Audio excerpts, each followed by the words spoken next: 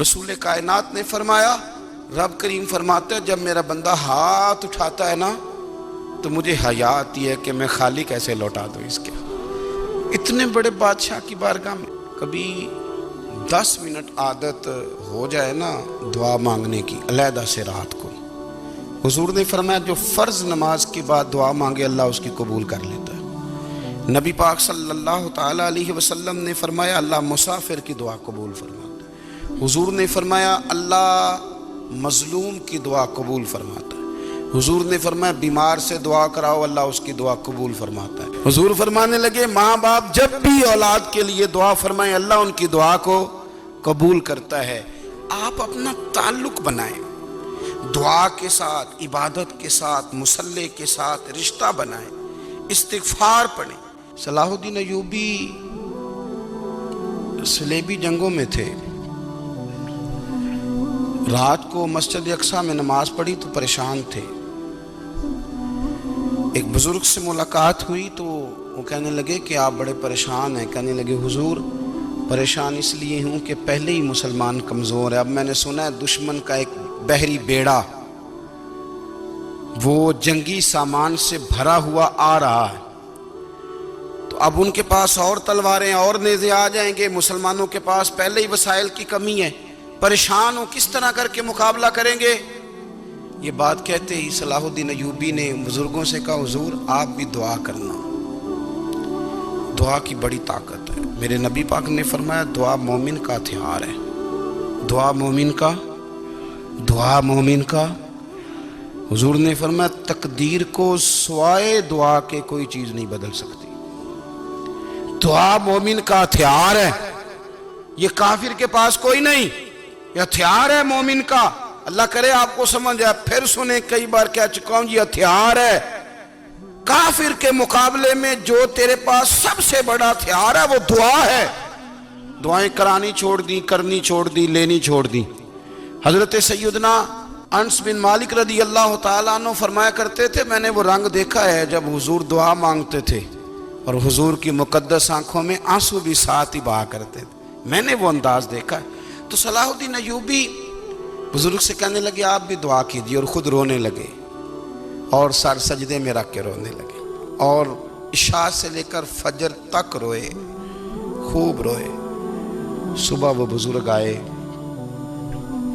تو صلاح الدین ایوبی کا خوبصورت اور ہنستا ہوا چہرہ دیکھا، کہنے لگے آپ بڑے خوش ہیں، رات تو میں نے بڑے روتے ہوئے دیکھا تھا۔ تو کہنے لگے حضور وہ جو بحری بیڑا آ رہا تھا نا وہ پانی میں ڈوب گیا ہے، اب وہ نہیں آ رہا، ابھی خبر آئی ہے تو میں بڑا خوش ہوں۔ بزرگ کہنے لگے اوٹ سینے سے لگ اور سن ایک بات، وہ بحری بیڑا پانی میں نہیں ڈوبا، وہ تیرے آنسوؤں میں ڈوب گیا ہے۔ وہ جو تو رات رویا ہے نا رب کریم کی بارگاہ میں تو وہ ڈوب گیا ہے۔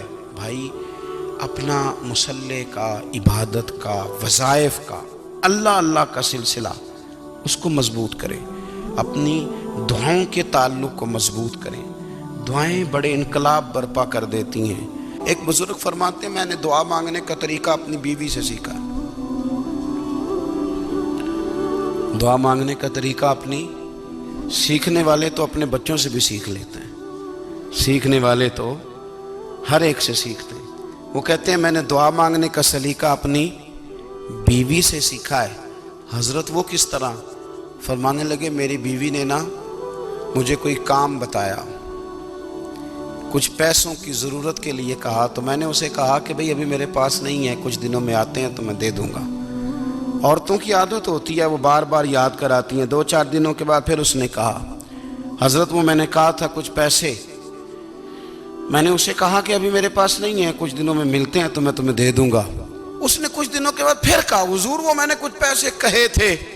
فرماتے میں نے ڈانٹ دیا، میں نے کہا کہ کیا تو روز مجھے شرمندہ کرتی ہے، کہا نا میرے پاس نہیں ہے، ہوں گے تو دے دوں گا، تو روز یاد کراتی ہے۔ فرماتے ہیں اس نے پہلے تو میری ڈانٹ کو سہا، پھر میرے سخت جملوں نے اس کی آنکھوں میں آنسو پیدا کر دیے، پھر اس نے اپنے آنچل میں اپنے اس دکھ کو سمیٹا، اور پھر اس نے ایک جملہ کہا تو میں رو پڑا، اور مجھے اپنے رب سے مانگنے کا طریقہ آ گیا۔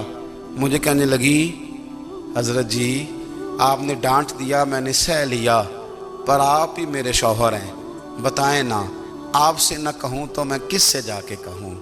فرماتے ہیں میں رو پڑا اور میں کھل کے رویا اور میں تڑپ کے رویا اور پھر میری سسکیاں بند گئیں۔ تو مجھے کہنے لگی آپ کو کیا ہوا؟ میں نے کہا مجھے بھی دعا مانگنی آ گئی ہے۔ جب میں اسے کہوں گا نا اللہ تو ہی میرا رب ہے، میں تجھ سے نہ کہوں تو میں کس سے جا کے کہوں؟ میں کیوں کسی بندے سے سوال کروں؟ میں کیوں کسی دنیا دار سے کہوں؟ میں تیرے بندوں کا، نیک بندوں کا وسیلہ لے کے، تیرے محبوب کی غلامی لے کے تیری بارگاہ میں آیا، تجھ سے نہ مانگوں تو کس سے مانگوں؟ سمجھ آ گئی ہے؟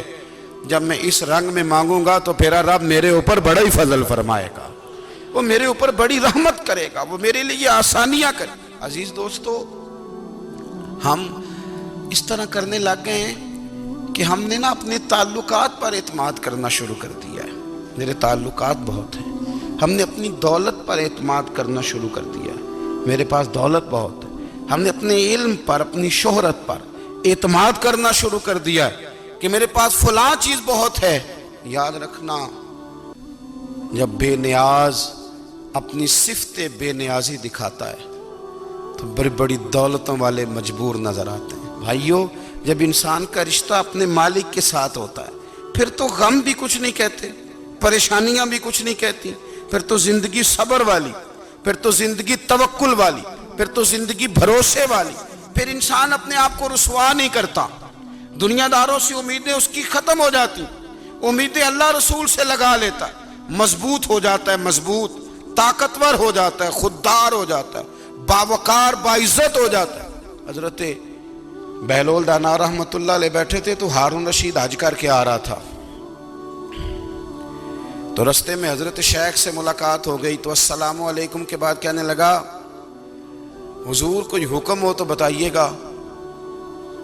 تو حضرت بہلول دانا فرمانے لگے تیرا رب کون ہے؟ اس نے کہا اللہ۔ تو فرمایا میرا کون ہے؟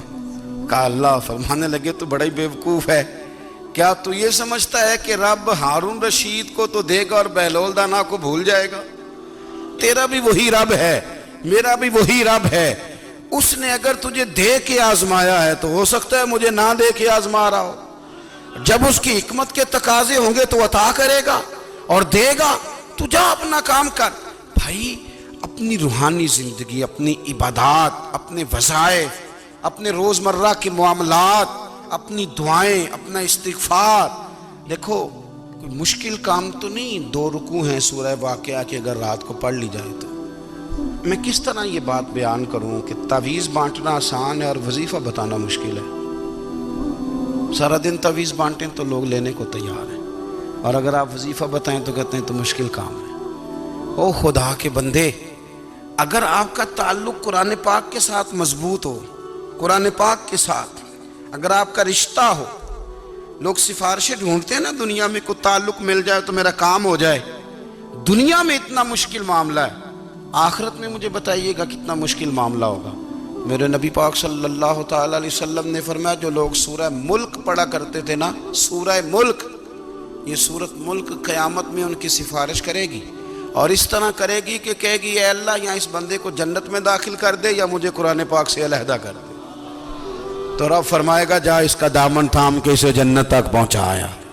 آپ بات کو سمجھیں، جب آپ کے تعلقات اپنے معاملات کے ساتھ مضبوط ہوں گے، یہ نبی کریم نے وعدہ کیا ہے کہ تو سورت واقعہ پڑھ تیرے گھر میں فاقہ نہیں آئے گا۔ حضرت عبداللہ ابن مسعود رضی اللہ تعالیٰ عنہ بیمار تھے تو حضرت عثمان غنی رضی اللہ تعالیٰ عنہ تیمارداری کے لیے تشریف لے گئے اور جا کر کے کہا کہ آپ بڑے بیمار ہیں، آپ کی بیٹیاں زیادہ ہیں، میں چاہتا ہوں کہ خزانے میں سے کچھ مدد کروں۔ تو سیدنا عبداللہ ابن مسعود رضی اللہ تعالیٰ عنہ اٹھ کے بیٹھ گئے اور کہنے لگے امیر المومنین، اللہ آپ کو میری طرف سے، میری بیٹیوں کی طرف سے بہتر صلہ دے، میری بیٹیوں کو کسی خزانے کی ضرورت نہیں، میں نے انہیں خزانہ دے دیا ہے۔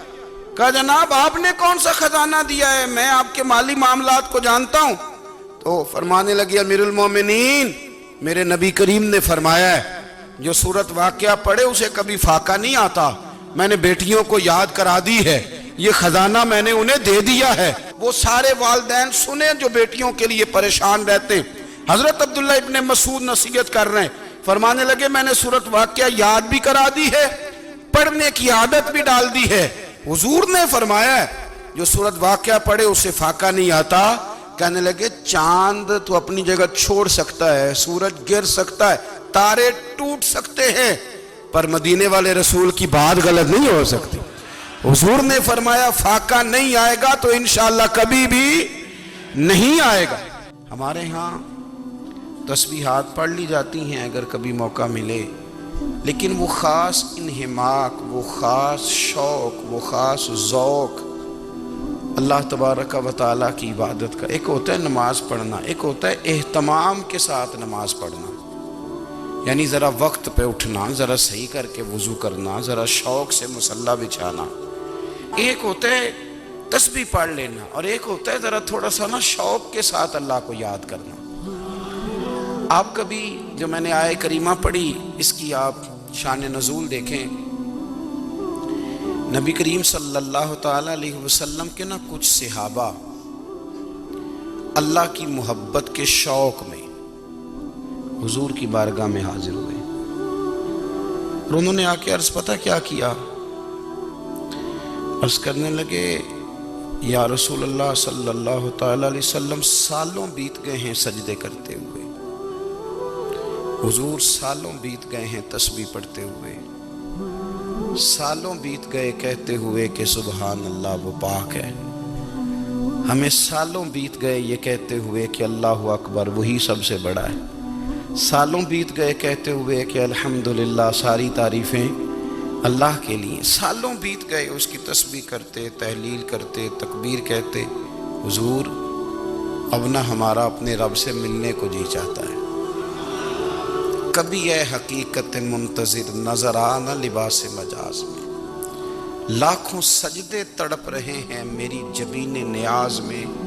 اور اقبال کہنے لگے کہ تیرے عشق کی انتہا چاہتا ہوں، تو میری سادگی دیکھ کیا چاہتا ہوں، میرا ذرا سا تو دل ہے مگر شوق اتنا، میں وہی لن ترانی سنا چاہتا ہوں. میرا بھی دل کرتا ہے کہ اللہ میں تجھے کہوں میں تجھے دیکھنا چاہتا ہوں جس طرح حضرت موسیٰ کلیم علیہ السلام نے کہا تھا، اور تو مجھے کہے کہ لن ترانی تو نہیں دیکھ سکتا، ذرا سا تو دل ہے مگر شوق اتنا، میں بھی وہی لن ترانی سنا چاہتا ہوں. پھر کہنے لگے بھری بزم میں راز کی بات کہہ دی، بڑا بے ادب ہوں سزا چاہتا ہوں. دیکھو سب لوگوں کے بیچ ہی میں نے یہ کہہ دیا. میرے عزیز صحابہ نا شوق میں، کتنے سارے لوگ ہیں آپ، کتنی ماشاءاللہ بڑی تعداد میں آپ آئے ہیں. ہم بھی کبھی اس شوق میں گئے ہیں کہ ہمارے رب کو دیکھنے کو دل چاہتا ہے، ہمارا جی چاہے وہ کبھی ہمیں ملے، ہم کبھی اس کی زیارت کریں، اس کی بارگاہ کرم میں ہم حاضر ہوں. صحابہ نے عرض کیا یا رسول اللہ صلی اللہ تعالی وسلم ہمارا رب کہاں ہے؟ ہمارا نا اپنے رب کو دیکھنے کو جی چاہتا ہے. جب صحابہ نے یہ عرض کیا تو اللہ نے قرآن مجید نازل کیا، فرمایا وَإِذَا سَأَلَكَ عِبَادِي أَنِّي فَإِنِّي قَرِيبٌ. محبوب جب میرے بندے آپ کی بارگاہ میں آ کے میرے بارے میں پوچھیں نا تو ان سے کہہ دینا میں ان کے قریب ہی ہوں، قریب ہی ہوں. دلیل کیا ہے؟ آئی اذا دان، یہ جب بھی مجھ سے دعا مانگیں گے میں ان کی دعاؤں کو قبول فرماؤں گا، میں ان کے قریب ہوں، میں ان کے قریب ہوں. یہ جب بھی دعا مانگیں گے نا میں قبول کروں گا، میں ان کے قریب ہوں. اللہ تبارک و تعالیٰ کے بندے اللہ سے محبت کرتے، رب کی بارگاہ میں جھکتے، اس کو اپنے دکھ سناتے، اس کے پیارے محبوب صلی اللہ تعالیٰ علیہ وسلم کا وسیلہ لے کے اس کے حضور حاضر ہو جاتے، پیشانیاں سجدوں سے روشن ہوتی. ہم نہ ہر چیز کے لیے وقت نکالتے ہیں، ہر چیز کے لیے، لیکن عبادت کے لیے وقت نہیں نکالتے. ہر شے آباد ہے، ہر شے. ہماری فیس بک بھی آباد ہے، واٹس ایپ بھی آباد ہے، ہمارے ٹویٹر بھی آباد ہیں، ہماری ہر چیز آباد ہے. سب سے کم آباد ہمارا مصلی رہ گیا ہے، سب سے کم. وہ لوگ اب ڈھونڈنے سے ملتے ہیں جن کی بغل میں مصلی ہوتا تھا. میرے بھائی آپ کتنا کو دنیا کے پیچھے بھاگو گے تھکا دے گی. کتنا دولت کے پیچھے بھاگو گے، تھکا دے گی۔ آپ جب اپنی زندگی میں جمع تفریق کرو گے نا تو مرتے وقت احساس ہوگا کہ سارا کچھ تو لوگوں کے لیے کیا، اپنے لیے تو کر ہی کچھ نہیں سکے۔ اور ہم عبادت کے معاملے میں بہانے بازی بھی کرتے ہیں۔ ہم کہتے ہیں اوہو رزق کمانا بھی تو عبادت ہی ہے نا، تو میں حلال روزی کے لیے جا رہا ہوں، یہ بھی تو عبادت ہے نا۔ میری طرح کے لوگ کہہ دیتے ہیں کہ میں سویرے اٹھ کے مدرسے میں کچھ اسباق دیکھتا ہوں تو یہ بھی تو عبادت ہے، میں بیان کرنے کے لیے مطالعہ کرتا ہوں تو یہ بھی تو عبادت ہے نا، اتنے لمبے سفر کر کے ملک میں دنیا میں گھومتا ہوں تو یہ بھی تو میں عبادت ہی کر رہا ہوں۔ اب اسپیشل نفلوں کے لیے وقت کس طرح نکلے، اسپیشل کر کے تسبیح میں کیسے چلاؤں، میں سارا کچھ ہم بہانے بنا لیتے ہیں نا۔ میرا سوال یہ ہے کہ یہ ساری باتیں صحابہ کو، نبی کریم کو، دیگر لوگوں کو بھی تو پتہ تھی نا، لیکن آپ غور تو کریں 23 سال حضور کو وقت ملا، مختصر وقت ظاہراً تبلیغ کرنے کے لیے، پوری دنیا میں دین بھی پھیلانا ہے۔ گھر میں 11 ازواج ہیں، 4 بیٹیاں ہیں، ان کی اولادیں، سارے کام کاج بھی دیکھنے ہیں۔ لیکن سیدہ طیبہ طاہرہ حضرت عائشہ صدیقہ رضی اللہ تعالیٰ عنہ فرماتی ہیں سارا دن تبلیغ کرتے، ہر غلام کے دکھ سنتے، گھر میں آتے تو اپنے گھر والوں کا خیال کرتے، کام میں ہمارا ہاتھ بٹاتے۔ قربان جاؤں، کہتی ہیں زمانہ سارا سو جاتا لیکن آمنہ کے لال مصلی بچھا لیتے۔ دنیا سو گئی، ساری سب سو گئے، جو خدام تھے، وہ جو غلام تھے وہ سو گئے۔ صحیح مسلم میں لفظ ملیں گے، سیدہ پاک فرماتی ہیں او میرے نبی کے غلاموں، میں نے یہ رنگ بھی دیکھا ہے کہ حضور نے اتنا کھڑے رہے، اتنا قیام کیا، اتنا قیام کیا کہ مقدس پیروں میں ورم آ گئے، سوج گئے پیر، اتنے بڑے۔ دل پہ ہاتھ رکھ کے نہیں بتا سکتا کہ میرے کبھی نماز میں پیر سوج گئے، کوئی نہیں بتا سکتا۔ بچوں کی روٹی کماتے تھک گئے بات الگ ہے، ہم سیر کرنے گئے تو تھک گئے بات الگ ہے، لیکن عبادت میں یہ بھی تو مسلم شریف ہے نا، یہ بھی تو دین ہے نا، یہ بھی تو حضور کی سنت ہے، یہ بھی تو وہ چیز ہے جو کریم کی آنکھوں کی ٹھنڈک ہے۔ سیدہ فرماتی ہیں پیروں میں ورم آ گئے، اور ساری رات ہی حضور نے نماز پڑھی اور ایک ہی آیت بار بار دہرائی۔ مسجد نبوی میں بلال حبشی نے فجر کی اذان دے دی اور حضور ابھی مصلی پہ تھے، کریم فارغ ہوئے۔ میں نے عرض کی یا رسول اللہ صلی اللہ علیہ وسلم، آپ کے تو صدقے اللہ اگلے پچھلوں کے گناہ معاف کرے گا، تو آپ اتنی آہوزاری کیوں فرماتے ہیں؟ آپ تو شفیع ہیں، آپ تو انبیاء کے امام ہیں۔ تو حضور نے فرمایا عائشہ تم نے گنوایا ہے نا میرے اللہ کی مجھ پر کتنی رحمت ہے، افلا اکون عبدا شکورا، فرمایا اگر اس نے اتنی نعمتیں دی ہیں تو کیا میں اس کا شکر گزار بندہ نہ بنوں، میں شکر گزار بندہ نہ بنوں اس کا؟ پھر اگر اتنی نعمتیں اس نے دی ہیں، مجھے اتنا نوازا ہے، تو پھر میں اس کے سامنے سجدے نہ کروں؟ او میرے بھائی، بڑے قابل فخر لوگ ہیں ہم کہ ہم نبی پاک کے غلام ہیں، ہم قابل فخر ہیں کہ نبی کریم کے غلام ہیں۔ کیا کبھی اس غلامی کے شکرانے میں بھی 2 نفل پڑھے کہ یا اللہ تیرا شکر ہے تو نے ہمیں حضور کا غلام بنایا ہے؟ یاد رکھیں کہ اپنی روحانی زندگی کو آباد کریں، استغفار پڑھیں، تسبیحات کریں۔ حضرت عبداللہ ابن عمر رضی اللہ تعالیٰ عنہ حضرت عمر کے صاحبزادے ہیں، مکہ مکرمہ میں ان کی قبر ہے۔ میں نے جب انہیں پڑھا تو مجھے ان سے بڑا پیار ہو گیا، لیکن آپ کو پتہ ہے وہاں جا کے کسی شخص کا مزار تلاش کرنا یا پوچھنا ایک مشکل کام ہوتا ہے۔ تو ایک دفعہ میں مکہ شریف میں حاضر تھا، تو ایک گاڑی والا ڈرائیور مجھے کہنے لگا کہ مولانا میں آپ کو جانتا ہوں، مجھے آپ سے محبت ہے، ایک بات بتاؤں آپ کو؟ میں نے کہا بتاؤ۔ کہنے لگے حضرت عبداللہ ابن عمر کی قبر دیکھنی ہے۔ میں نے کہا یہ تو نہیں کہہ رہا، یہ کسی نے بندوبست کرایا ہے، یہ اللہ نے تیرے دل میں بات ڈالی ہے، یہ ہو گیا تو لے چل مجھے۔ حضرت عبداللہ ابن عمر کو نبی پاک نے فرمایا تھا راجل صالح، یہ نیک بندہ ہے، یہ متقی آدمی۔ حضرت عبداللہ ابن عمر رضی اللہ تعالیٰ عنہ سیدنا فاروق اعظم رضی اللہ تعالیٰ عنہ کے صاحبزادے ہیں، اور ان کی ہمشیرہ سیدہ حفصہ رضی اللہ تعالیٰ عنہ حضور کی زوجہ محترمہ ہیں۔ ایک دن اپنی ہمشیرہ سے کہنے لگے کہ نبی کریم صلی اللہ تعالیٰ علیہ وسلم گھر میں آئے نا، اور اگر حضور غم امت میں پریشان نہ ہوں، طبیعت کو حشاش بشاش دیکھو، تو ذرا پوچھنا تو صحیح حضور کا میرے بارے میں کیا خیال ہے، پوچھنا تو صحیح کہ کریم کی بارگاہ میں میرا کیا مقام ہے، میرے بارے میں حضور کیا فرماتے ہیں۔ اب بہن کو کام بتائے، اور بتائے بھی بھائی، اور پھر بہن وہ کام نہ کرے، یہ تاریخ میں ہوتا نہیں۔ حضرت عمر فاروق رضی اللہ تعالیٰ عنہ کی صاحبزادی ام المومنین رضی اللہ تعالیٰ عنہ فرماتی ہیں کہ میں تو بس منتظر تھی، انہوں نے تو کہا تھا نا کہ اگر تم حشاش بشاش دیکھو تو بات کرنا، لیکن حضور تشریف لائے، میری باری تھی، میرے گھر تشریف لائے، کھانا پیش کیا تو فوراً میں نے عرض کی حضور ایک بات پوچھنی تھی، تو حضور نے فرمایا پوچھئے۔ میں نے عرض کی حضور میرے بھائی عبداللہ ابن عمر کے بارے میں آپ کا کیا خیال ہے؟ نوجوانوں میری بات پہ غور کرنا، میرے بھائی کے بارے میں آپ کا کیا خیال ہے؟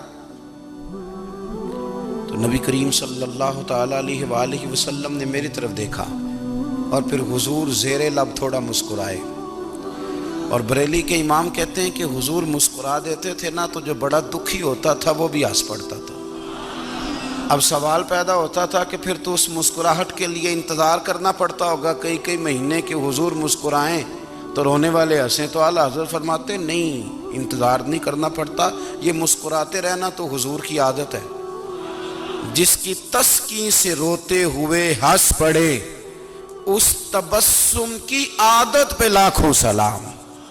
یعنی یہ تو عادت ہے حضور کی مسکراتے رہنا، اس کے لیے انتظار نہیں کرنا پڑتا۔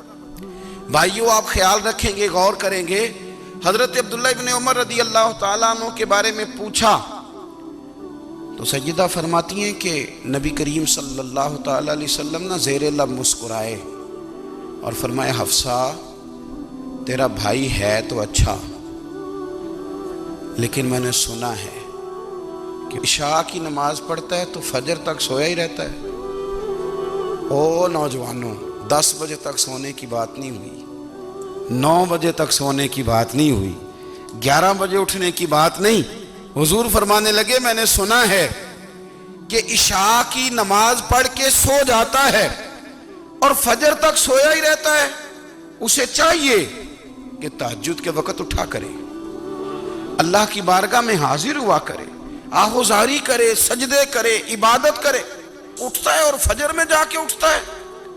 حضرت جناب حفصہ رضی اللہ تعالیٰ عنہ کہتی ہے میں نے جناب عبداللہ ابن عمر کو پیغام دیا اور میں نے کہا میرے جوان بھائی سن، نبی پاک نے فرمایا ہے تو اچھا پر تہجد میں نہیں اٹھتا، نفل نہیں پڑھتا۔ او میری ملت کے جوانوں، مزہ نہیں آ جاتا جب ساری دنیا سوئی ہو، ساری دنیا، اور بستر بھی گرم ہو اور نیند بھی پورا غلبہ کر رہی ہو، اور اچانک گھنٹی بجے دماغ میں، آنکھ کھلے، گھڑی پہ نظر پڑے، 3:30 4 بجے کا پیغام گھڑی بتائے، اور کوئی چڑھتی جوانی والا اٹھ کے وضو کرے، اور جب وہ مصلی کھول کے بچھائے تو مدینے والے محبوب کہتے ہیں کہ ہر نماز پہ رب ثواب دیتا ہے، اور جو اٹھ کے تہجد کی نماز پڑھے اسے دیکھ کے تو رب مسکراتا ہے، جو اس کی شان کے لائق ہے، جو اس کی شان کے لائق، وہ مسکراتا ہے، خوش ہوتا ہے کہ میرا بندہ تہجد میں اٹھ گیا، وہ مسکراتا ہے۔ کاش ہماری صبحیں کبھی اپنے مالک کے نام ہو جائیں، کاش کے صبحیں۔ حضرت ابو الحسن رحمۃ اللہ تعالیٰ علیہ حضرت معاذ ابن جبل رضی اللہ تعالیٰ عنہ کے پاس بیٹھا کرتے تھے، فرماتے ہیں ان سے جو پیار بڑھا تو پھر میرا مصلی سے بھی بڑھ گیا۔ تابعی ہیں، فرماتے ہیں صحابی رسول سے محبت ہوئی تو ذکر سے بھی ہو گئی، پھر درود شریف سے بھی ہو گئی، محبت ان سے بڑھی تو پھر اللہ نے مسجد کا پیار بھی بڑھا دیا۔ آپ فرماتے ہیں کہ میری ہر وقت بھی یہ چاہتی تھی کہ بس اللہ اللہ کروں، بس اللہ اللہ کروں، بس نہ میں ذرا تھوڑی جان چھڑاؤں لوگوں سے، کوئی 10 منٹ ملے تو میں کوئی 4 نفل پڑھ لوں، میں تھوڑا سا نہ بچوں لوگوں سے، اور مجھے تسبیح ملے تو میں نہ کچھ 400-500 دفعہ استغفار پڑھوں، سبحان اللہ، الحمدللہ، اللہ اکبر، لا حول ولا قوت الا باللہ، میں نا تسبیحات پڑھوں۔ فرماتے ہیں کہ بچے تھے گھر میں 6-7، غربت تھی، کام ملتا کوئی نہیں تھا، اور میں کام چور نہیں تھا، کام ڈھونڈتا تھا، پر اللہ کی قدرت کے کام نہیں ملتا تھا۔ فرماتے ہیں کہ میں نے ایک دن اپنی اہلیہ سے کہا کہ آج میں پھر جاتا ہوں کام ڈھونڈنے، تو میری بیوی بڑی فرما بردار تھی، پر اس دن نا غربت کے ہاتھوں تنگ آ کے کہنے لگی آج نانا کوئی تو چیز لے کے آیا، تو مجھ سے بچوں کی بھوک نہیں دیکھی جاتی ہے، سب روگاں دا روگ محمد جس دا نام غریبی، کنڈ بلا کے لنگ جاندے نہیں دوست یار قریبی، آج نہ کچھ لے کے آیا تو میں بچے لے کے چلی جاؤں گی۔ شیخ فرماتے ہیں کہ میں بڑا پریشان گھر سے نکلا، پر میں نے صبح سے لے کے زور تک کام ڈھونڈا، کام ملا کوئی نہیں، تو میرے دل میں خیال آیا چلو کام نہیں ملتا تو اللہ اللہ تو کرے نا، چلو بندوں کی مزدوری نہیں ملتی تو رب کریم کی عبادت ہی کرتے ہیں۔ فرماتے ہیں کہ میں نے نا فرات کے پانی سے وضو کیا، نہر کے، شدید دھوپ تھی، ساتھ ریت تھی اور ریت تپ رہی تھی، میں نے اپنا رومال وہیں مصلی کے طور پر بچھا لیا، اور فرماتے ہیں کہ زور سے لے کر عصر تک نماز پڑھی، دھوپ بھی پورے زور پہ، پر میرے سجدے کا ذوق بھی پورے زور پہ۔ فرماتے ہیں سورج بھی چمک رہا ہے اور رب کی عبادت کا ذوق بھی پورے زور پہ، میں سجدہ کروں تو پھر میرا اٹھانے کو جی نہ چاہے۔ میرے استاد لکھا کرتے تھے، یہ ان کا شعر ہے، وہ کہا کرتے تھے مجھے سوز دے، مجھے ساز دے، اور مجھے نیم شب کا نیاز دے، دم سجدہ خود کو میں توڑ دوں، مجھے ایسا ذوق نماز دے، اور میں تیری بہار کا پھول ہوں، میں کھلا بھی ہوں تو تیرے لیے، مجھے میری شاخ سے توڑ لے، مجھے اپنی زلف کا ناز دے۔ بھائی فرماتے ہیں کہ عصر تک میں نے نفل پڑھے، دل ڈھلنے لگا، عصر کی نماز پڑھی اور میں وہاں سے چلا۔